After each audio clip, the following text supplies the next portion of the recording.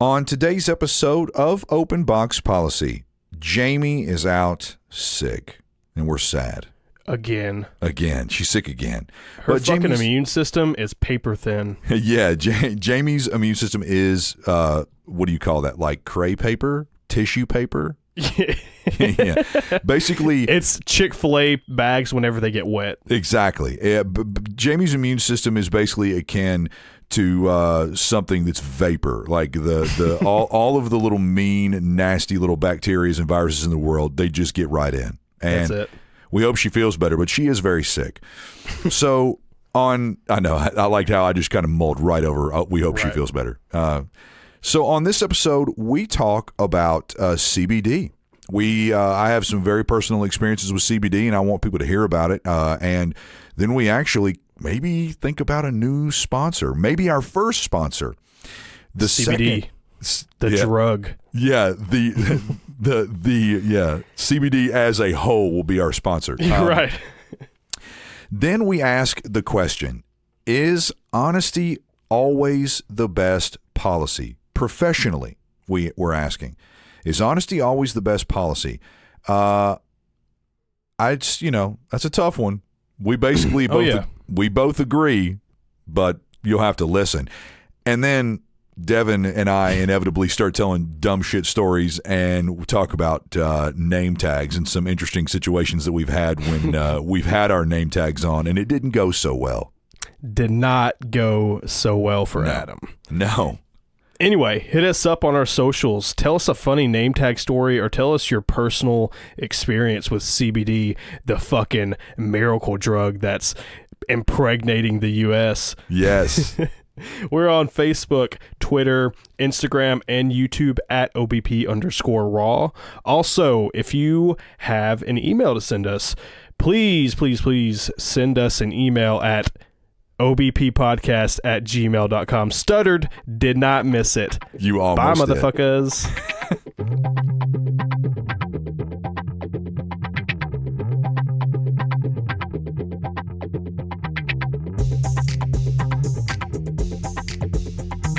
Yeah, your dad and my dad have nothing in common.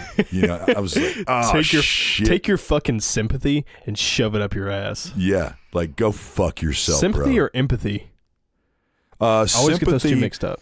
Sympathy is just you. I have sympathy for you when you're upset. Empathy means that I have been through it. I can feel it. I can empathize with you and feel that pain. And empathy is deeper. Sympathy is more surface. Okay. All right. That's a good way to remember it. Yeah. I didn't know you were fucking Merriam-Webster. Well, I kind of know. I know words. I know words, bro. Man, I'll say it till the day I die. That's the downfall of me. Like, no matter how hard I study, it's just knowing the meaning of words and recalling them in a conversation troubles me. I think I have like dyslexia or something. I went through that years ago. A part of it is how much we read. The more you read, the more your mind is tuned in, and the more your mind is open and fresh to recall and remember.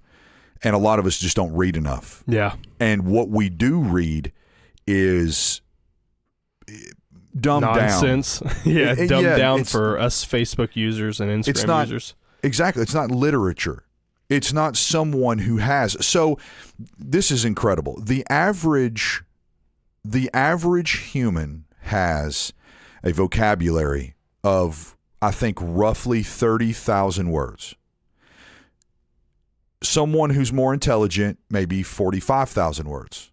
Shakespeare had 300,000 word vocabulary. Jesus, what's the source on that? I've read that one time. And then he could use that vocabulary openly. So it was difficult for sometimes people to read him and understand it because his vocabulary was all over the place. People don't write books like they used to. No, they don't. It's like all of the classic books that you read in school, growing up, all of the, just the classic literature is none of today's literature. No. I mean, I was talking to someone about the 50 Shades of Grey's movies. I guess you can pluralize that. Grays, the 50 Shades of Grays. Grey's movie. movies. So we were talking about it, and I'm like, one of the reasons why the movie is so bad is because the books are so awful. It's like, and then Anastasia like sashays into a room and she's like, "Oh, Christian," like it's not. Yeah, like, I'm pretty sure the writer. It was either the writer of that series or the Twilight series was like, "Yeah, I'm a really bad writer." She's like, "I don't know why you guys like these books. I'm terrible at writing."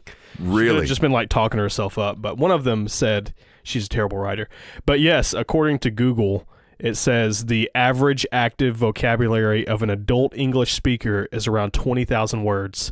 Okay, while so I was close. A passive vocabulary is around 40,000 words. And so then you were in the ballpark. Yeah, I'm in the ballpark. And then look up Shakespeare, like Shakespeare vocabulary. I'm really curious because I heard it was like 300,000 words. It's something like 100 times or 10 times more than. Fucking Google, man. I typed in Shakespeare, and before I even finished typing it, it said Shakespeare vocabulary. Really? Yeah. It's listening. It knows. Everything knows. It knows. I saw this funny meme while you're looking that up. I saw this funny meme recently that was saying, 25 years ago, everybody was all angry and talking shit all the time about never letting the government into their home. We're never going to let anyone into our home to listen to anything. And then the bottom of that meme flips to another new picture, and they're like, "Hey Alexa, can you help me schedule my my dentist appointment?" Right? Sure. Like, yeah. Oh, okay, absolutely. It just pulled out a quote from Google. It says, "This means that in addition to the 31,500 words that Shakespeare knew and used, there were approximately 35,000 words that he knew but didn't use. Thus, we can estimate that Shakespeare knew approximately 66,000 words." So thank you. I thought it was like 300,000. He's God. So it was double, not 10 times. It was double the human vocabulary. It's like almost triple. So it says, according to one estimate, the average English speaker knows between 10,000 and 20,000 words. I would love to test that on myself. I've got a pretty healthy vocabulary. How do you even begin to test that? Do you just write? Do you write down every word that you know? No. They have all these tests that can kind of test your vocabulary. Like if you know this word, then you must know other words. Right. And so on Okay. and so forth. Yeah. Okay. I get that. So I had to do one of those for Waffle House, and about halfway to 3/4 of the way through it, I was like, I've never even seen any of these words in my life before. Really? Yeah, and I think like you weren't supposed to look them up or anything, so I'm pretty sure they were just testing to see if you would like cheat on it. Oh yeah, because it's like threw out some words that nobody would know. Those tests are really interesting. So they give you 6 words, maybe 7 words, and you have to choose the one that fits the scenario.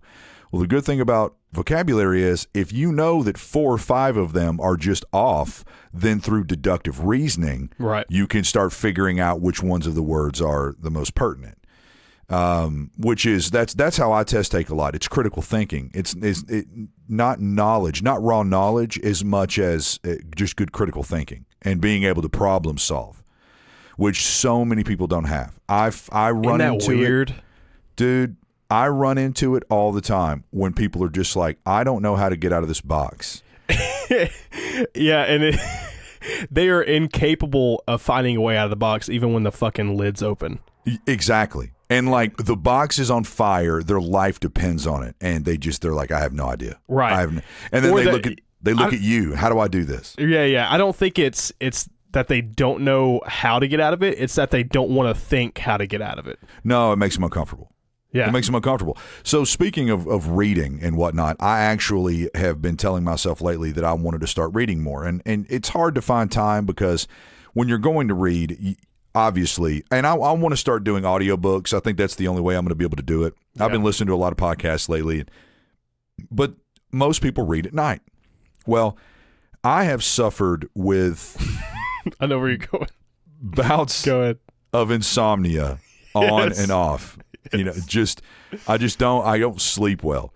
Yeah. So I kept having people tell me, you need to take CBD. We've mentioned it on the podcast before. Mm-hmm. You've got to take CBD. You have to.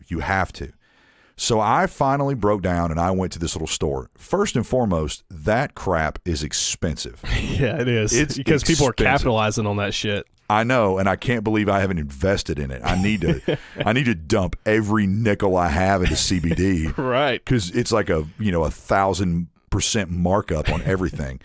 So I get some CBD and I bring it home. And the guy tells me, take one dropper. So I take one dropper, and I took one dropper, and I walked around. It's in a bottle with a dropper pull out thing, right? Okay, cool. Yeah, and it's a tincture, tincture. Some people call it tincture or whatever, but it's a tincture. Tincture. That sounds like some fucking hillbilly name for a crab. Yeah, I know. Hey, don't watch out for that tincture over there. Yeah, man, don't let him taint you. Yeah, so. I took one dropper full, and he said that's the normal dose. I told him, I normally don't have to take full doses of anything. I have kind of a slow metabolism, and things hit me hard, whatever. So I take one dropper full. I walked around the corner, and I got in my bed, and I kind of started looking at my cell phone. And the next thing that I remember was opening my eyes, and it was light outside. You got date raped, bro. Duh. No dreams. No thoughts. Nothing. It was light outside. It was just like you see in the movie. When someone's like sitting in an easy chair and it just suddenly is like sunny outside and know that like 8 hours have passed. Yeah. So I got out of bed and I was stumbling around. I was faded and kind of tired and just thought, wow, this stuff's way too strong. So the next day I halved it, and then I went down even a little bit lower than half. So now I take about a third of a dropper. And I sleep like a baby. And I wake up feeling great every day. It helps with pain. I'm just old injuries and stuff. Sometimes when I sleep at night, I'm in pain, and I just don't want to, I don't want to take pain meds. It's basically a miracle. The stuff is incredible. But I can't. Go ahead. I can't take it during the day at all because I'm so scared. I'm scared that it'll be like a robot, like Data on Star Trek, where they put their finger in his back and they just push his power button. He just stops. My whole day will be fucked. Yeah, so Anna's super into CBD, and I always cool. I always tease her about it and stuff like that. But she has the little dropper bottles and shit like that. It helps her a lot out. I don't think it makes her drought or like tired or anything like that, but it helps her out with her anxiety and shit that she has. And I don't know, she like gets really emotional sometimes, surprise. And so she takes it. Surprise. Yeah. I mean, she's a woman, Yeah. But it helps her out a lot. I always like tease her because I'm like, get those drugs away from me. But she had like a CBD joint the other day. I was like, what the fuck are you doing? She was like lighting up this CBD joint. Yeah, they have tons of these fat joints at this place that I go, and I just don't. So I didn't know this. I work in the drug addiction industry, and I'm kind of tense about that stuff. They don't ever drug test us because obviously we're not giving them any reason to, but it's not going to look good. And some CBD still, it's not refined enough, and it still has a certain percentage of THC in it. But they drug test people. The people at this shop say we drug test each other all the time just to make sure that none of our products have a higher level of THC than will pass a drug test. And they're very methodical and scientific about it. And does CBD show up on a drug test? No, I thought it was just THC, right? So you separate the THC and the CBD. THC is the hallucinogen or the one that can give like the drug effect, and the like CBD the high feeling, yeah. Exactly. The CBD is the one that actually has all the like medicinal property to it. Damn, fucking science, bro. It's awesome. So if it's high in THC, then it can start to show up on a drug test. And some of the cheaper products aren't as refined. Well, I found one that's 100% CBD, so it's more expensive. It's instead of $75 a bottle, it's like $100 a bottle. It's that organic CBD. Yeah, exactly. Yeah. Some redneck squeezes it with his bare hands. Yeah, you can just squeeze the CBD out. Yeah, just squeezing. Like you're fucking milking a cow. Yeah, that's what he does. Man, this stuff is great. I am sold. I'm sold. I will use this for the rest of my life. Hey, you should see if you can get that CBD dispensary to sponsor us. First sponsor. Oh. Right? Dude. I think we just stumbled upon something. We did. It's called think Kron, about it, like- Kron, Kron. I shouldn't have done. What the fuck? I shouldn't have said their name. This is free advertising. Kron. What kind of name is that? I have Where did they no get idea. that from? Chronic. Yeah, but they spelled it with a K. I know. But if you I spelled, guess, is it from Chronic? That would make the most sense, I guess. I would assume. Yeah. Chronic. Yeah. Man, let's hit that Chronic, bro. Smoke some of that Chronic. Let's hit that Kron. Yeah. Yeah. That could be our first sponsor. It could be. I'll talk to him. Next time I'm in there, I'll say, hey, I have this really shitty podcast. And No, you should be like, hey, I have this really famous podcast on the level of like Fighter the Joe Kid. Rogan. Yeah. Yeah. Joe Rogan mentions us routinely on his podcast. Yeah. He's like, man, that's the funniest podcast I've ever listened to. Exactly. But for real, you should go in there and be like, hey, will you run this podcast in the Nashville area and in Atlanta? Idea. I mean, the Atlanta part wouldn't help you out, but whatever. We need to get some stuff and print it out. We probably should get business cards. We need to do some like Open Bucks Policy business cards, and so we have them. We can hand them to people. Hell yeah. Let our Instagrammers vote on it. Like, I'm going to drop design. Well, I mean, we could just use our logo, but I'm going to do it and drop another one. I'm going to say Vistaprint. We need to go on Vistaprint. This episode sponsored by Kron and Vistaprint. Yeah. Kron for all your CBD needs. Yeah. Oh, man. All right, I got a question for you. Yeah. Is professionally, not in your daily life, not with Anna, is honesty always the best policy? Absolutely not, in my opinion. Okay. Come on. Like, you can't be, if you're 100% honest the entire time, bold thing to strive for, you just can't. Like in anything, not even in the workplace. Exactly. Well, and a lot of honesty comes veiled in our opinion. So we're giving our honesty with all this opinion. Oh, yeah.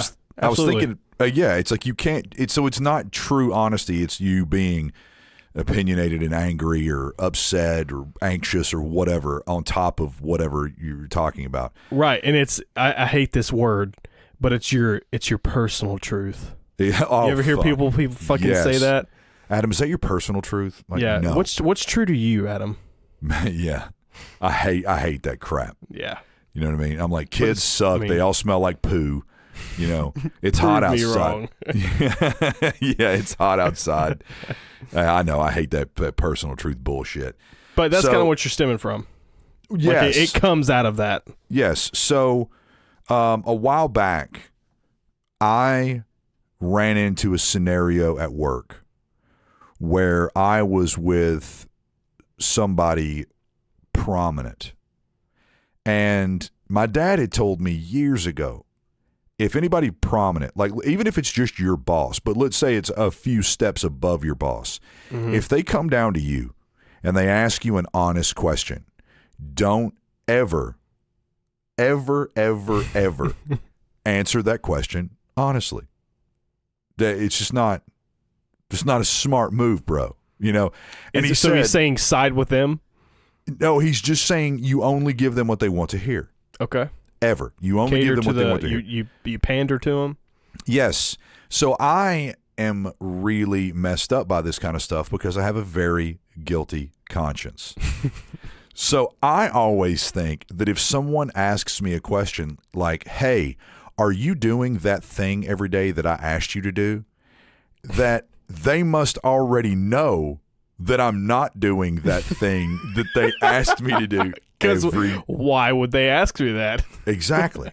So it happened. I was shit. I was in a small meeting and I was kind of sitting there, and everyone knows that I am always, for the most part, that I'm just going to be like, yes, no. Like I'm that guy. Someone's like, you like this new policy? I'm like, no, it's bullshit. I'm like, shit. You know, like I have no impulse control whatsoever.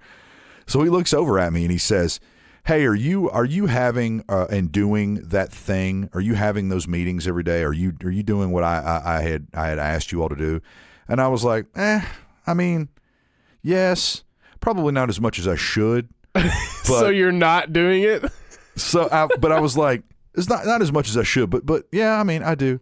And I kind of was looking around while I was talking to him, kind of gathering my thoughts, and I snapped my eyes back around onto his, and he was just fucking staring at me. And he was like, wrong answer. I was like, oh. Damn. He called you out in a meeting in front of everyone? Straight up. Ooh. Wrong answer. And I just sat there, was like, but I mean, it's the honest answer. And so someone else was like, you dumbass. Like, basically someone in that meeting was like, you're such a dumbass. Like, I don't, that's probably one of those things you don't want to be honest about. They called me out about it, and I was like, well. Wait, was he saying, so he was saying wrong answer as in you should have said, yes, I'm doing these things? Or the answer, yes. Basically, like, and you need to be doing those things every day. And it's a pretty candid meeting. So one of my friends in the meeting just looked at me shaking their head, and they were like, you're a dumbass, bro. And I was like, so then I got defensive. I was like, what?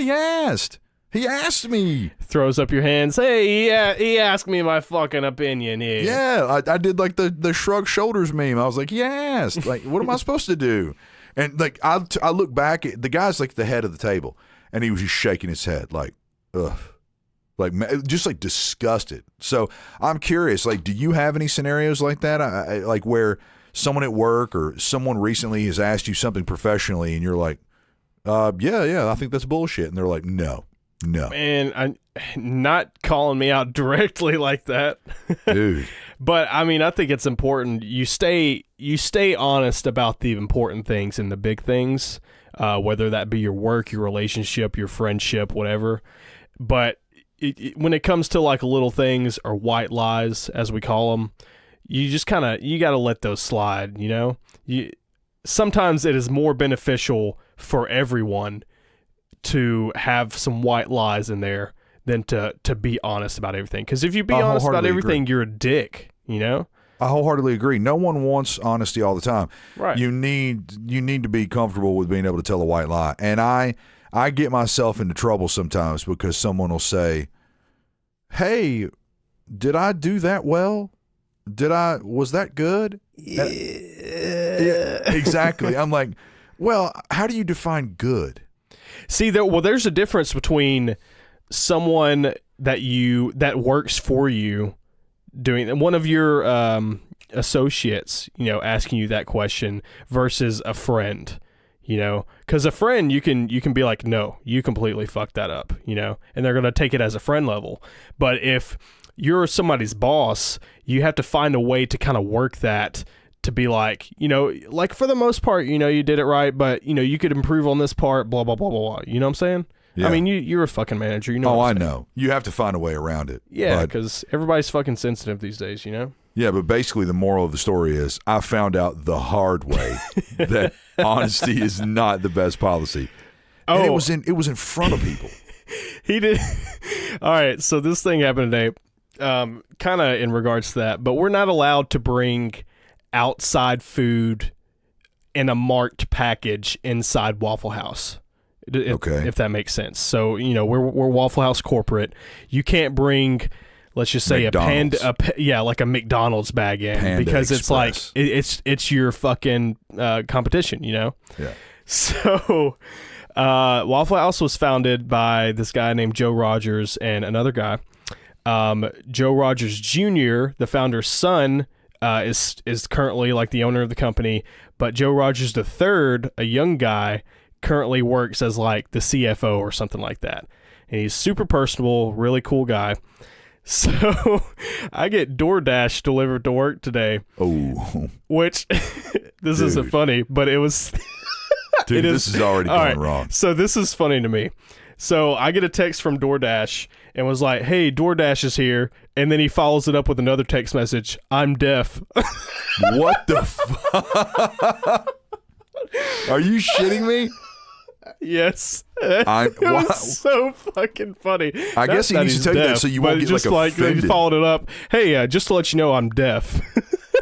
So I'm like, I go out, I grab my food, I like mouth thank you, because what else do you fucking do? You just nod your head, like bow to him or some shit. Yeah. So I go out with a Walmart bag because I stay strapped, you know. I know how to hide my food when I'm getting lunch. So you have to you got to hide your shit? I gotta smuggle the food in, bro, because you'll get called out. This is insane. So I go out, I get my Panda Express. It was in a Panda Express bag.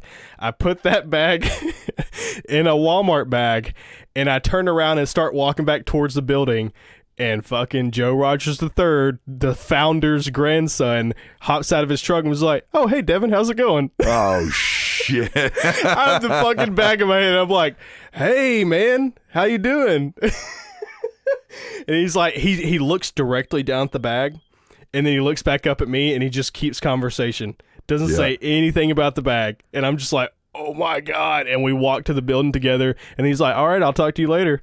And I'm like, oh, he just saw me exchange this fucking Panda Express and smuggle it in my bag and fucking bring it in the Yeah, he Waffle saw House you building. doing some dirty shit. Yeah, smuggling in extra food. The fucking CFO. And he knows your name already? Yeah, dude, he's super personal. Well, we all wear name tags. I wasn't wearing my name tag at the time, but we all do have name tags. And then with every new person, they meet with all of like the upper people, and you like tell them about yourself, and it's like really personable. So yeah, he knows my name. I got a good name tag story. I was at this big training event with all of the corporate and the owners of this company I used to work for called Pro Marketing. And the owners and the CEO, they're like leading all these trainings, and they would call some of us out. And at the time, I think I was a manager. So I think I was a manager. We had this product that we were like marketing in Home Depot, and it was called 511 Impregnator. Terrible fucking name. So Terrible. It's called the 511 Impregnator, and it's this chemical. That's what they call me. Well, I'm getting to it. So they have this chemical that like will soak into tile grout and soak into a floor, and it impregnates the floor and actually protects it like from within.